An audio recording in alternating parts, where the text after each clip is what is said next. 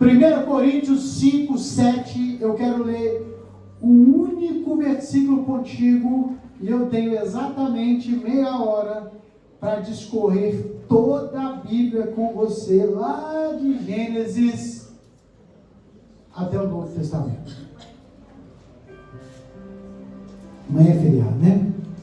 A Bíblia diz o seguinte: livrem-se do fermento velho para que sejam massa nova, sem fermento, o que de fato são. Cristo, nosso Cordeiro Pascal, foi crucificado.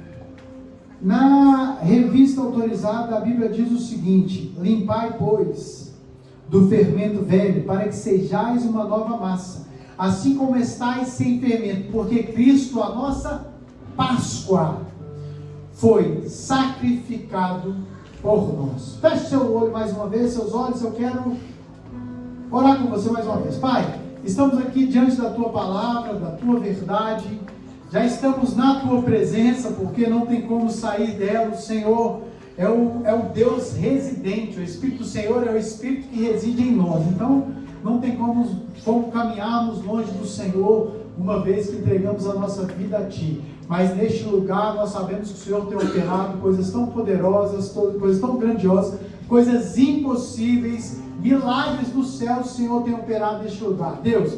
E que esta seja uma noite de libertação, que o Senhor nos revele, abre a nossa mente, nosso entendimento, que haja uma revelação genuína dos céus nesta noite para cada um daqueles que aqui estão, para cada um que entrou por aquelas portas, Deus, que haja algo novo do Senhor para as nossas vidas, para que entendendo a Tua palavra, a Tua verdade, o Teu amor, para que entendendo o sacrifício de Cristo Jesus, o que Ele conquistou por nós na cruz, nós caminhemos de uma forma diferente, a glorificar e bendizer o Teu santo nome, todos os dias nas nossas vidas. Pai, dá-nos um coração receptivo, dá-nos um coração ensinável nesta hora, para que nós possamos ouvir a voz do Teu Santo Espírito e caminhar com o Senhor no deleite da Tua palavra.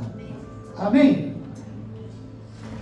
Culturalmente a gente tem vivido algumas festas. Engraçado que a gente tem misturado essas festas com a vida da igreja. Vamos lá. Tem duas festas que me chamam muita atenção. Uma delas é o Natal. O Natal é a grande festa do ano. E a outra é a Páscoa. Se você for muito sincero comigo, você também vai concordar que o Natal, ele é mais importante do que a Páscoa para o mundo, para as pessoas que estão lá fora. Verdade ou mentira? O Natal movimenta mais, a gente fica mais alegre, dá mais presente, paranã, paranã. Mas por que isso? Por que o Natal se tornou mais importante do que a Páscoa, sendo que, para nós cristãos, a Páscoa seria o momento mais importante? É muito simples. Quando você pensa em Natal, você pensa em quê? Uma manjedoura bem bonitinha, uns animaizinhos pequenininhos, igual da manjedoura, não é assim? Aquela manjedoura felpudinha. Você pensa num bebê, porque foi desenhado assim, né? Num bebê clarinho, com o cabelinho de anjo, olhos claros, então o bebê mais lindo do mundo, é isso que você pensa. Isso é fácil de vender, e é por isso que o Natal se vende assim também. Apesar de ter trocado algumas coisas, né? Porque agora não se dá tanta importância ao nascimento de Cristo, mas mais aos presentes que nós ganhamos. Mas é mais fácil vender o Natal do que vender a Páscoa. Não se vende a Páscoa de um homem adulto, nu, dilacerado numa cruz, sangrando, com os pés e as mãos encravados ali, uma coroa de espinho, todo sujo. Isso não vende. Aí o que é que vende? Coelho com ovo de Páscoa. Você vai pesquisar aí, dar um Google, um chat, você não vai achar lugar nenhum quem bate o martelo de onde saiu isso. Tem uma infinidade de explicações e a gente não consegue entender de onde foi criado isso. Mas para nós precisamos entender a história da Páscoa. Nós precisamos entender a nossa história. Nós precisamos entender por que da Páscoa. Nós precisamos compreender se nós devemos ainda comemorar Páscoa naquele estilo antigo ou não. A gente não sabe. Ah, pastor, você não gosta de presente? Eu gosto de Natal, gosto de presente. apesar de não gostar muito mais de chocolate, gosto também da Páscoa, porque de vez em quando parece um chocolatezinho diferente, pareceu lá em casa, né? Um ovo de Páscoa recheado. Olha pra você ver, que delícia. Não comi nem um pedacinho, mas ele está lá. Então, gosto também disso. Mas eu queria te dizer uma coisa: as coisas que são naturais, elas estão se tornando muito mais importantes para nós do que aquilo que é espiritual. As coisas que são passageiras, elas estão se tomando uma conotação, tomando uma forma na nossa vida, tomando um valor no nosso dia a dia, no nosso cotidiano, muito maior do que aquilo que é eterno e duradouro. E como que a gente vai entender a Páscoa no nosso sentido? Você pode ler o Velho Testamento todo com uma ótica do Novo Testamento. Como assim? No Novo Testamento, a Bíblia diz que o Velho Testamento, ele é a sombra do Novo. Vocês estão vendo minha sombra ali, ó? Não estão? Sem barba. Não dá para ver se está sem barba. Mas dá para você ver que é um corpo. Dá para você ver que é uma pessoa. Dá para você ver que é uma mão. Parece que tem 10 dedos. Então é uma sombra. Não dá para ver quem é. Não dá para ver que usa óculos. Não dá para ver a cor do cabelo. Não dá para ver, né, o tamanho do nariz. Então, uma infinidade de coisas que você não consegue ver, mas você consegue enxergar que é um corpo, que é um ser humano, que está vivo. Então, o que a Bíblia diz, o que o Novo Testamento diz acerca do Velho? O Velho Testamento é uma sombra do Novo. Nós estamos olhando para o Velho Testamento como uma sombra, mas a forma real é o Novo Testamento. Então, o que a Bíblia está dizendo? Que o Velho Testamento é a sombra de Cristo. É no Novo Testamento que a gente reconhece Cristo de fato. Então, quando nós olhamos para o conceito de Páscoa do Velho Testamento, nós olhamos para uma sombra da ceia do Novo Testamento. E a história começa lá no José. José vendido, filho do Jacó, 12 irmãos, tinha 10, pastoreando no campo as ovelhas do pai, os animais do pai. E o José sonhador chega e eles falam: vamos matar esse José sonhador. E eles acabam decidindo vender José para uma caravana de midianitas que estava passando, e José vai vendido parar na casa de Potifar. Na casa de Potifar, esse José, que teve um sonho lá atrás, começa a trabalhar naquela casa e se torna muito importante naquele lugar. Potifar era o cara mais importante abaixo do faraó naquele lugar. E José, me parece que era um cara bem aperfeiçoado, bem apeiçoado, bem bonito. É, isso aí. Isso, exatamente. E o que acontece? A mulher desse bendito cara começa a perseguir o José. E um belo dia, ela vai no José, José sai correndo, deixa uma capa para trás e ele vai preso. De escravo, de servo de Potifar, fica preso numa prisão aonde os prisioneiros de Faraó ficavam. Um belo dia, vai um copeiro, um padeiro do Faraó, tem um sonho, encontra com José lá, José decifra o sonho daqueles dois, os dois vão de encontro ao Faraó, aquilo acontece exatamente como José disse, e um belo dia eles se lembram de José, um deles se lembra de José, e traz José à presença do Faraó também para poder revelar um sonho do Faraó. José se torna governador do Faraó. Traz de volta os seus irmãos de onde eles estavam, numa história sensacional. E eu acredito que muitos de nós gostariam de estar exatamente na posição do José, quando ele recebe os seus irmãos, os seus 10 irmãos, que eles vêm pegar comida no Egito, e eu me imagino naquela situação, encontrando os meus 10 irmãos que queriam me assassinar. Quem me viu passar na prova, agora está enrolado, mas ele não fez assim não. Ele recebe os seus irmãos, traz de volta a sua casa, vieram 70 da sua casa. Ali nasce aquele povo. Nasceu em Abraão, e na época de José, tinha 70 judeus vivendo no deserto. 70 judeus vivendo numa terra separada por Faraó. Judeus foram escravizados, José passou, os judeus escravizados, aquele Faraó passou, vieram outros, e o povo cresceu, se tornou milhares, se tornaram milhões, e se tornaram um perigo para aquele lugar, um perigo para o povo Faraó, um perigo para aquela nação. Então aquela nação escravizou aquele povo, e aquele povo escravizado, eles oraram ao Senhor, pedindo ao Senhor refúgio, pedindo ao Senhor alívio, pedindo ao Senhor um socorro, e Deus ouviu o clamor daquele povo. Nasce Moisés. Quando aquele povo orou, o Senhor escutou e enviou Moisés. Engraçado, muitas vezes quando eu oro, parece que a resposta do Senhor demora. Amém ou não amém? Parece que eu estou orando e o Senhor não está escutando, e parece que eu prossigo orando e Ele não está escutando, e eu vivi isso agora. Chegou uma hora na nossa igreja que me parecia que a gente ia ficar sem igreja. Porque o bem da verdade, aquele rapaz que era responsável por aqui estava devendo 2 meses e meio de aluguel. Se deve 3, o que acontece? Rua, todo mundo. E eu clamando ao Senhor, Deus, abre as portas, Senhor. Traz refúgio, traz uma solução para tudo isso que a gente está vivendo aqui, que é uma situação que a gente não estava esperando. E o Senhor com certeza já tinha enviado a resposta, mas eu não sabia que tinha um rendezvous marcado nos céus. Na terra ainda não tinha chegado o dia, não tinha chegado a hora, não tinha chegado o lugar, mas o rendezvous no céu já tinha marcado. E aqui também já tinha sido marcado um rendezvous. Só que era para 80 anos à frente.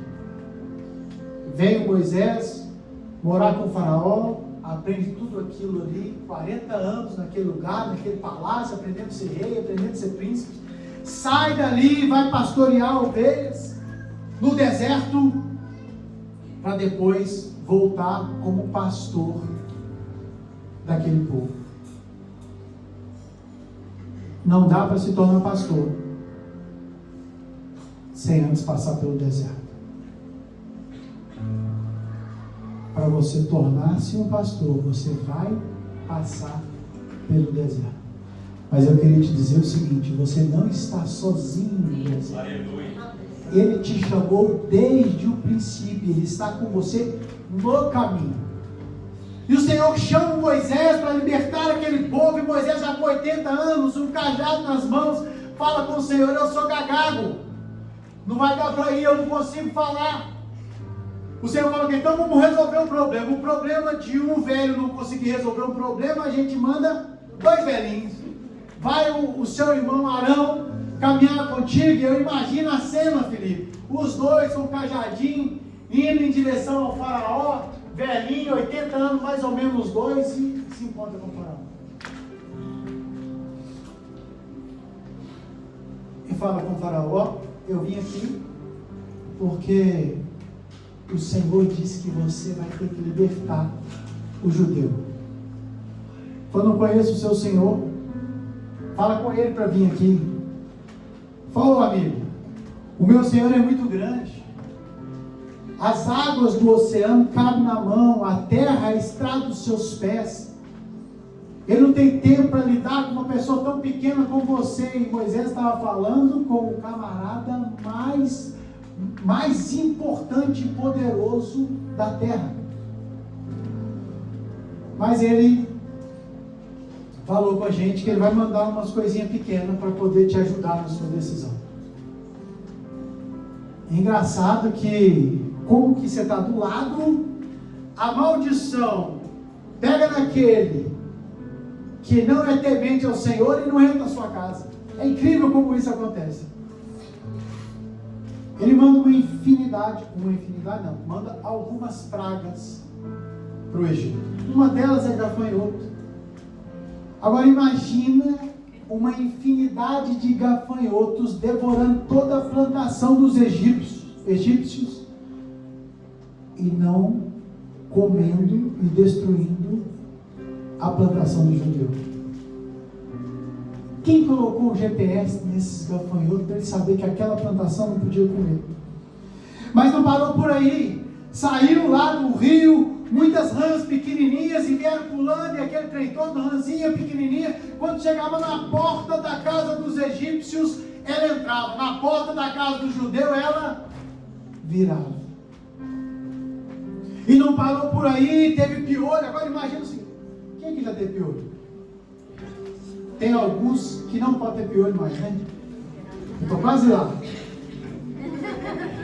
Se você já teve a oportunidade de deitar no colo da sua avó e esperar ela ficar fazendo cafuné, fazendo... Já aconteceu isso na sua casa, Carla? Muitas vezes, né? É porque você tem acima de 40, 45, 50. Mas como que pega piolho, gente? É só de você passar perto, o bicho pega. Engraçado, o piolho parecia que tinha um GPS. Lá no palácio tinha piolho. Lá no armengue dos judeus, zero piolho. E as pragas não pararam por aí. Teve um momento que as águas do Nilo se tornaram sangue. Ninguém podia beber água mais. Eu imagino um judeu indo buscar água no Nilo, porque não tinha outra fonte, era só lá. Seu baldinho vai pegar água no Nilo, enche o baldinho de sangue. Sangue, não era sangue? Não virou tudo sangue? Vai embora para casa. Quando ele chega em casa e coloca o baldinho em casa, é o quê? Água. Por que água? Porque a praga não entrará na tenda daqueles que temem o Senhor. A maldição não entrará na tenda daqueles que amam o Senhor. A maldição não entrará na casa daqueles que caminham com o Senhor. Mas não parou aí. Por último, e o faraó, coração endurecido, não queria deixar aquele povo sair. O Senhor fala: a última praga vai ser a morte de todos os primogênitos. O filho mais velho, o filho nascido primeiro.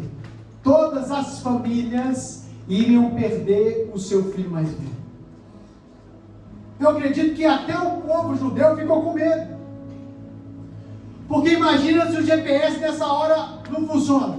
Porque o piolho tinha GPS, o gafanhoto, o tarrão, todos tinham GPS. Mas e se o anjo da morte tivesse uma falha de GPS? Mas o Senhor deu uma ordem. O que vocês vão fazer? Vocês vão se reunir em casa. Vão pegar um cordeiro novo, de 1 ano, puro, sem mancha, sem mácula. Vocês vão matar, vão guardar o sangue. Vocês vão assar todo o cordeiro. Vocês vão separar vinho, pão sem fermento, ervas amargas, e vão pegar o sangue e passar do lado de fora da porta. E assim eles fizeram, mas o Senhor falou: e coloque roupas de viagem. Coloque roupas como aqueles que vão viajar, como aqueles que vão sair de casa. E assim eles fizeram. Eles fizeram exatamente como o Senhor disse. Naquele dia determinado, cada um pegou um cordeiro, matou o cordeiro, família por família. Colocaram roupa como tinha que colocar, prepararam vinho, prepararam pão sem fermento, as ervas amargas, passaram nos umbrais da porta o sangue daquele cordeiro, e o anjo da morte veio. Toda a casa do egípcio que não tinha sangue do cordeiro, o anjo entrava e matava o filho mais velho. Mas toda a casa do judeu que tinha sangue do cordeiro na porta, o anjo chegava na porta e passava. O anjo chegava na porta e Páscoa. Páscoa é passar.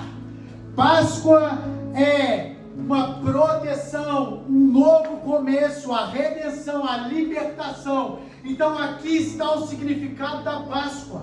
O sangue do cordeiro era um sinal para que o anjo da morte passava. Isso é Páscoa, para você que não sabe o que é Páscoa até hoje. Estou há 25 anos na igreja e não sabia o que era Páscoa. Pois é, Páscoa é passar, é o anjo que passou.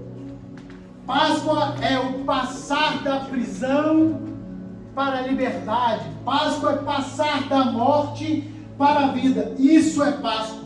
E a Páscoa é a sombra de Cristo. A Páscoa é uma sombra daquele Cristo que viria alguns anos atrás, alguns anos na frente, algumas centenas de anos para frente. A Páscoa é a sombra do Cristo. O cordeiro que eles matavam simbolizava Cristo. Ele era sem defeito, aquele cordeiro, assim como o nosso Cristo. Ele era um macho de 1 ano, assim como Cristo, e 1 ano está dando referência à inocência de Cristo. Um Cristo inocente, morreu inocentemente. As ervas amargas simbolizavam um tempo amargo, a crucificação, o sofrimento, o caminho de sofrimento de Cristo, era a ferida aberta de Cristo até que ele chegasse na cruz. Por isso as ervas amargas. Jesus, ele também comemorou a Páscoa, e no Novo Testamento, o primeiro relato de Páscoa que a gente ouve dizer é Jesus com 12 anos. Ele vai para Jerusalém fazer o quê? Comemorar a Páscoa. E assim os pais faziam, e assim Jesus fazia. Engraçado nesse dia, nesse momento, é que os pais esquecem Jesus lá na Páscoa. Pensa, você vai numa grande festa na sua igreja, e uma festa onde vem gente de todo canto comemorar junto da igreja. Você leva o seu filho de 12 anos, comemora e vai embora para casa.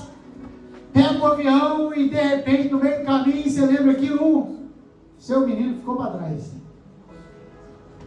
Eu imagino o Senhor, Deus, olhando para aquilo e falou assim: se esqueceram o meu menino, o que vocês iriam fazer se fosse o seu menino?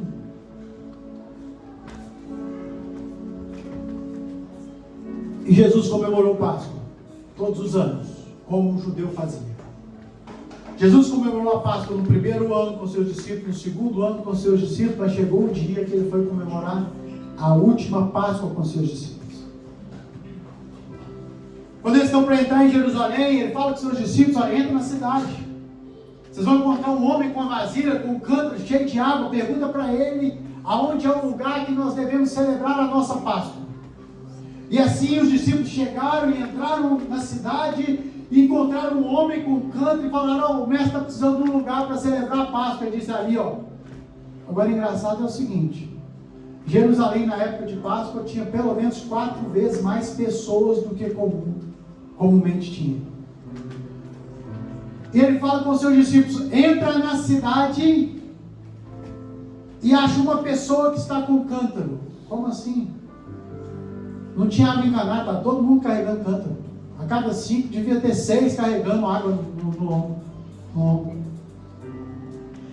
Mas a verdade é que naquela época o homem não carregava cântaro de água.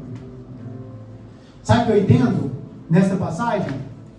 Que Deus ainda está procurando aqueles que querem viver coisas diferentes. Era comum só mulher carregar água, mas o comum não me serve. É comum ir na igreja, então os glória a Deus, aleluia, falar os uhul e coisa e tal, dar uma ofertinha, mas não me serve. Ah, é comum ir no Gessel de vez em quando, e estar lá, e de vez em quando levar o lanche. Não, mas não me serve. Viver o reino de Deus desse jeito não me serve. Eu quero viver diferente. Eu quero viver os milagres. Eu quero ser uma bênção na vida das pessoas. Eu quero declarar algo e ver aquilo acontecer sobre a vida das pessoas. Eu quero orar por alguém e por uma família ela ser salva. Eu quero orar por uma pessoa doente ela ser curada. Eu quero orar por uma pessoa que está precisando, que está aprisionada, e ela ser salva pelo Senhor. É esse tipo de evangelho que eu quero viver. Eu não quero viver um evangelho que fica agarrado na falta de perdão. Eu não quero viver um evangelho que fica agarrado naquela mágoa que está dentro do nosso coração. Eu quero viver um evangelho que limpa a minha vida, que me ajuda a perdoar, que me dá um coração perdoador, que me dá uma revelação genuína da palavra do Senhor. Eu quero viver um evangelho que é muito mais além do que aquilo que eu quero, o que eu penso. É a vida de Deus sendo realizada em mim, é a vida dos céus se fazendo verdade na minha vida, e não a vida natural se fazendo verdade na vida do outro através da minha vida, filho. E o Senhor encontrou um desse. Agora, engraçado que eles sobem naquele lugar para poder fazer a Páscoa. E lá o que tem lá? Tem cordeiro, tem ervas amargas, tem vinho, tem pão asmo, tem pão sem fermento lá. Mas ali, sentado com ele à mesa, não tinha amigo do Evangelho, o cara do cântaro não estava lá não. O simpatizante do Evangelho também não estava lá não. Sentado na mesa com Jesus estavam quem? Os discípulos de Jesus. Esses estavam sentados. Na mesa com Jesus não tem lugar para simpatizante. Na mesa com Jesus não tem lugar para ajudadores. Na mesa com Jesus tem lugar cativo para os discípulos. Aleluia. Mesmo que ele seja um discípulo, né, da pá virada, vamos assim dizer, para não falar outra coisa, como Judas era. Na mesa tinha lugar para quem? Para o Judas. A Bíblia diz que naquela hora que eles estavam sentados juntos, Jesus disse: olha, aqui entre vocês tem alguém que vai me trair. O Pedro, de longe, fala: eu não vou trair não. Ele fala com João: pergunta para ele aí quem que é. Porque de acordo com o relato do próprio João, ele estava perto. E a Bíblia diz que ele diz: olha, aquele que coloca a mão no prato junto comigo vai me trair. Quem estava perto dele para colocar a mão no prato junto com Jesus tinha que estar perto. A mesa é grande. Para colocar a mão no prato de Jesus tem que estar perto. Quem está lá perto? O Judas. Até para o Judas tinha espaço na mesa. Por quê? Porque ele também lavou o pé do Judas. Então em todo tempo ele estava dizendo: olha, ainda há uma escolha. Ainda há uma escolha para o discípulo, mas aquele que é simpatizante, nem na mesa ele estava. Queria falar algo com você tão real. O tempo acabou. A mensagem está num quarto da mensagem. Muito real. Não dá para viver um evangelho de simpatia, de ajuda. Não dá para viver um evangelho dos pedaços. Não dá para viver Cristo sendo algo secundário. É mais importante a minha vida, a minha família, meu trabalho, os meus sonhos. Cristo ocupará o primeiro lugar na sua vida, porque o segundo ele nunca ocupará. E eles estavam sentados. E naquela hora, Cristo, realizando a Páscoa, ele pega o pão e ele pega o vinho. Tinha cordeiro e tinha ervas amargas, mas a Bíblia não diz que ele usou o cordeiro e as ervas amargas. O pão simbolizava o próprio Cristo. O vinho, o seu sangue. As ervas amargas simbolizavam o seu próprio sofrimento que estava para começar a acontecer. E ele era o próprio cordeiro, então ele não precisava pegar daquele cordeiro que eles tinham assado. E dali ele sai, finalizando o cerimonial da Páscoa e dando início ao memorial da ceia. Cristo, ele é a nossa Páscoa. E o memorial da Páscoa não é mais utilizado pelo cristão, porque a Páscoa agora é um memorial chamado ceia. Quando nós ceiamos, nós estamos relembrando a Cristo, realizando a vontade de Cristo, relembrando o seu sacrifício, a sua bondade, a sua nova aliança, o que ele venceu, a sua morte também, a sua ressurreição. Jesus sai dali e vai para o Getsemane. E lá no Getsemane já começa o sofrimento de Jesus. Ele fala com seus discípulos: fica aqui, olha comigo que eu vou ali. E por 3 vezes ele faz a mesma coisa. Por 3 vezes os discípulos dormem. E Jesus orando ali naquele lugar, te colocando na cena. Quando você olha para aquela cena, Jesus ajoelhado em volta de Jesus, o chão cheio de sangue, porque ele estava suando sangue, sofrendo, já agonizando naquele lugar pelo sofrimento que ele passaria daqui a algumas horas. já começaria a viver daqui a algumas horas. Quando ele volta, fala para o seu discípulo, fica de pé, porque a hora chegou. O Judas chega, recebeu 30 moedas, chega perto de Jesus, dá um beijo. Pedro fica ensandecido, fica enfurecido, arranca a orelha de um cidadão. Jesus é levado para a casa de Anás e Caifás, e ali ele é julgado, ali ele é condenado, e nenhuma palavra ele disse que o condenava. A Bíblia diz que ele é levado para Pôncio Pilatos, e eles queriam crucificar Jesus, e aquele homem, governador daquela Judéia, ele entendeu que os judeus queriam crucificar Jesus porque tinham inveja de Jesus. Eles já tinham batido em Jesus, já tinham agredido Jesus, já tinham cuspido em Jesus, já tinham humilhado Jesus, e agora ele está de frente de Pilatos, e Pilatos perguntando para ele, o que você fez? E ele não falava nada. Pilatos manda Jesus para Herodes, que fala que Jesus faz um milagre, Jesus não fala nada. Herodes devolve Jesus para Pilatos, sendo humilhado por aquele povo. Era Páscoa naquela época. A esposa de Pilatos liga para Pilatos, manda um zap, manda um e-mail e fala, não mexe com esse homem, deixa esse homem quieto. Pilatos já desesperado, sem saber o que fazer, fala, vou soltar alguém. Imagino eu, Pilatos, olhando lá para dentro e vendo Barrabás lá na sua prisão, e Jesus cá fora com a multidão ensandecida, enfurecida. E lá dentro Barrabás não escutava o que Pilatos falava, mas ele escutava o que a multidão falava. Pilatos perguntou para a multidão, o que é que eu faço? Eu solto Jesus ou Barrabás? A multidão, Barrabás, Barrabás. E Barrabás só escutava Barrabás, Barrabás. E Pilatos perguntou novamente, e o que eu faço com Jesus? Barrabás não escutava lá não. Barrabás escutando agora, crucificam, crucificam. Agora eu estou enrolado. A multidão está gritando meu nome, mandando ele me crucificar.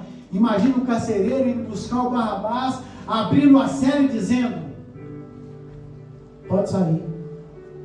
Ele, agora eu estou morto. Falou, não, você está liberto. Jesus não cometeu um pecado, não cometeu um crime.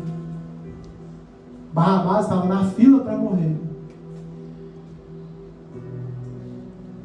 E o que acontece?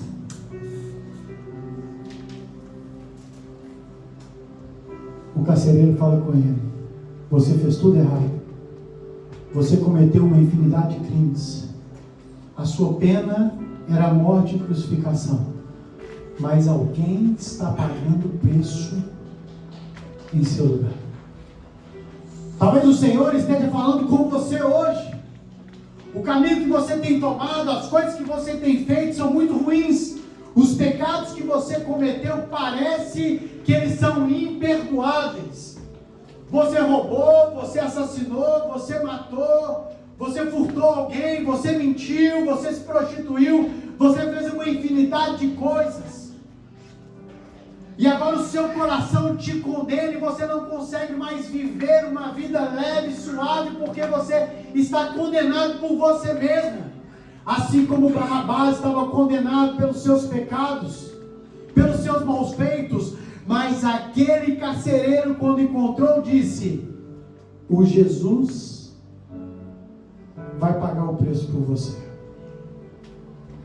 Você pode dizer amém?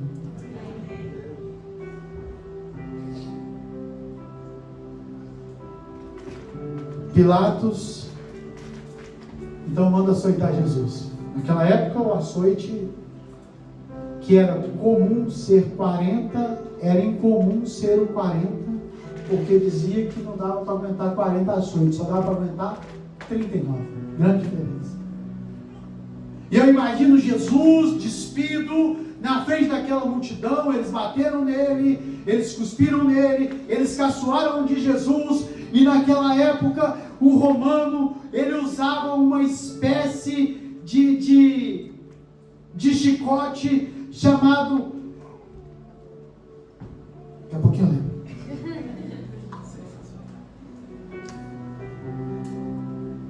Azorrague. Muitos fios de couro com um pedaço de osso na ponta, e Jesus abaixado naquele lugar, esperando o primeiro açoite. Quando de repente aquele homem, o carcereiro, toma aquele azorrague em duas mãos e pá! Quando ele arranca pele, arranca carne, arranca pedaço de órgão, arranca um pedaço de Jesus, e ele não para na primeira, ele não para na segunda, ele não para na terceira. E Jesus, o Cordeiro de Deus, ele não disse uma só palavra, enquanto eles, pá! Sangue por todo lugar. 39 açoites. Jesus, mudo, calado, sem dizer nenhuma só palavra. Pilatos lava as mãos naquele momento e diz: eu não tenho nada a ver com isso. Olha, filho, eu queria te lembrar uma coisa: na presença de Jesus você só pode tomar duas atitudes. Uma é fazer como Pilatos, lavar as mãos. A outra é assumir uma postura de aliança com Ele. E é por isso que nós celebramos a ceia, que é o memorial da Páscoa do Antigo Testamento. Porque nós estamos aliançados com Jesus na sua morte, aliançados com Ele na sua ressurreição. Ele morreu por causa dos nossos pecados, mas Ele também ressuscitou para nos dar uma vida nova, um caminho novo, uma direção nova, dar-nos um lugar, uma morada no céu com o Senhor, filho. Ele toma a sua cruz, Ele toma a sua cruz, Ele toma a minha cruz. E a cruz mais pesada não é a madeira, a cruz mais pesada são os meus e os seus pecados. O que espremia, o que esmagava Jesus, não era o peso daquela madeira, era o peso do nosso pecado.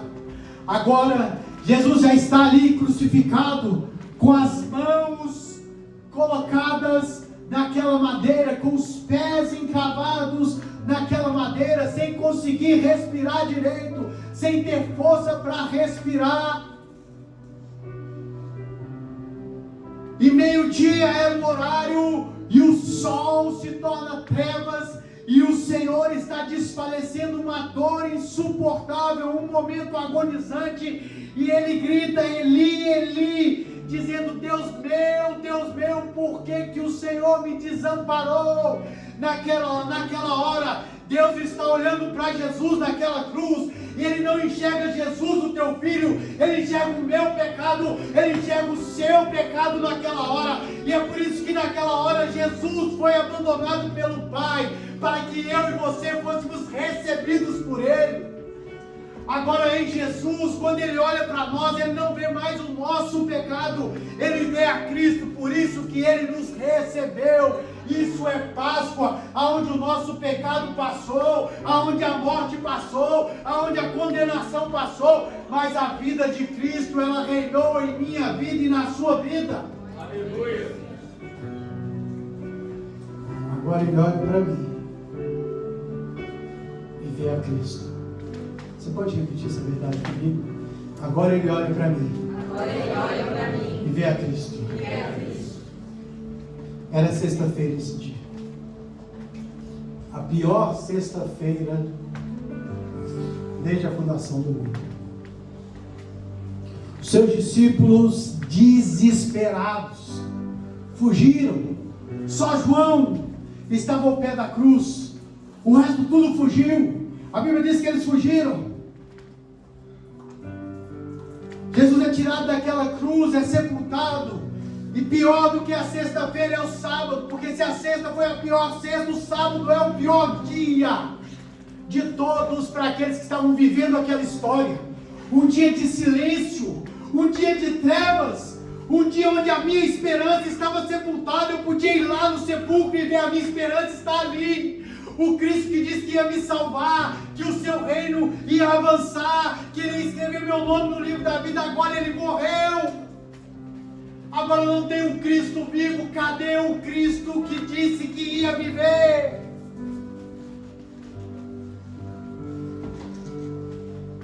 Mas em um dia pode ter uma treva tão extensa, tão densa, que o sol não pode raiar. O sábado pode ter sido o pior dia da vida daquelas pessoas, mas o domingo amanheceu e duas mulheres saíram chorando, entristecidas.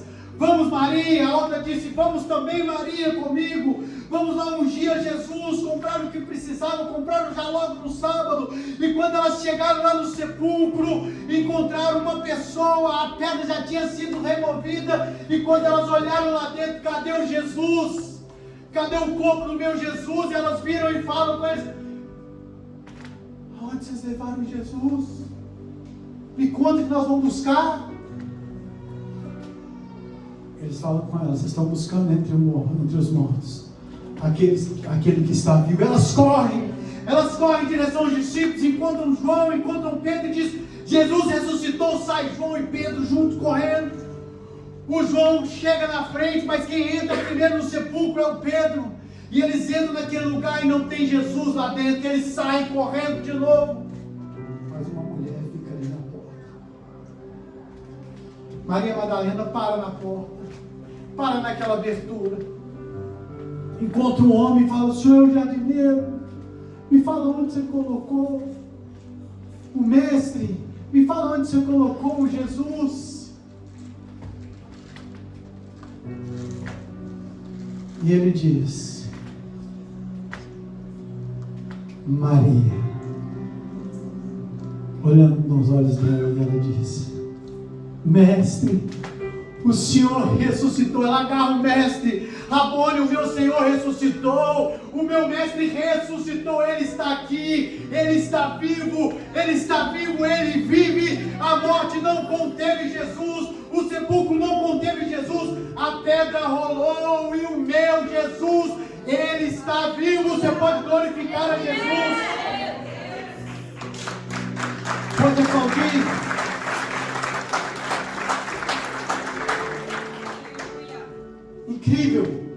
Incrível como que aquela mulher, uma prostituta, foi a primeira missionária incumbida de elevar o Evangelho.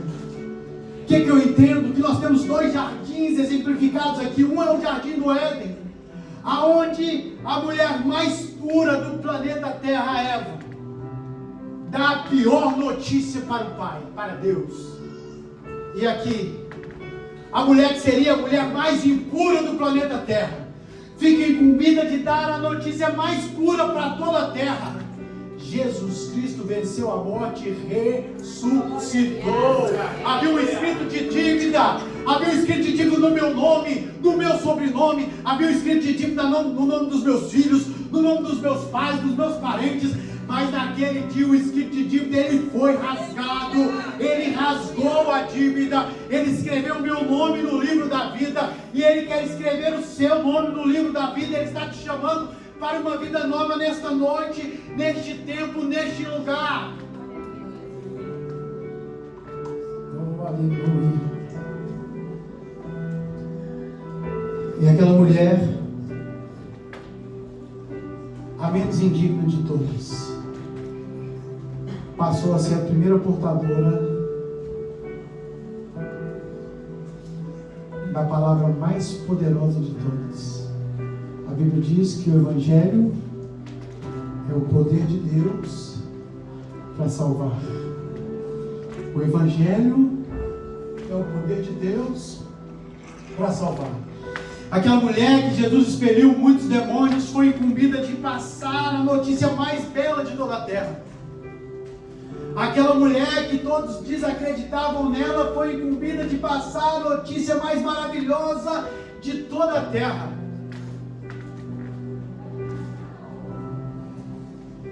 E o bem da verdade é que a notícia mais maravilhosa de toda a terra é uma notícia muito simples.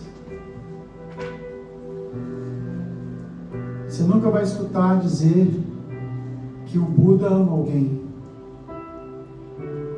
porque ele está morto. O morto não pode amar. Mas a notícia mais maravilhosa de toda a terra é que Cristo que está vivo, Ele me ama. Ele sofreu aqueles açoites porque Ele te ama. Naquela cruz eles coroaram Jesus com uma coroa de espinhos que entrava em seu crânio, e Ele não reclamou. Enquanto aquilo acontecia, no final Ele fala com o Senhor: Senhor, eles não sabem o que fazem. Quando a gente vê o sangue de Caim, o sangue de Abel, clamando porque foi morto por Caim, clamando por justiça lá no início, no Gênesis, a gente vê que o sangue de uma pessoa que cai por terra, ela clama por algo. O sangue de Jesus, Ele não clamou por justiça, Ele clamou por graça, Ele clamou por misericórdia. Então o sangue de Cristo que correu lá no Gólgota naqueles dias, naquela terra árida, Ele ainda clama hoje com forte voz, dizendo: eu morri por eles, eu morri por cada um deles, eu morri por cada pecado, por aqueles que foram cometidos, por aqueles que eles cometerão, porque naquele dia todos os nossos pecados eram futuros. E Ele morreu pelos nossos pecados futuros também. Ah, Jesus. Você pode se colocar de pé? Quero chamar a minha turma de louvor para cá.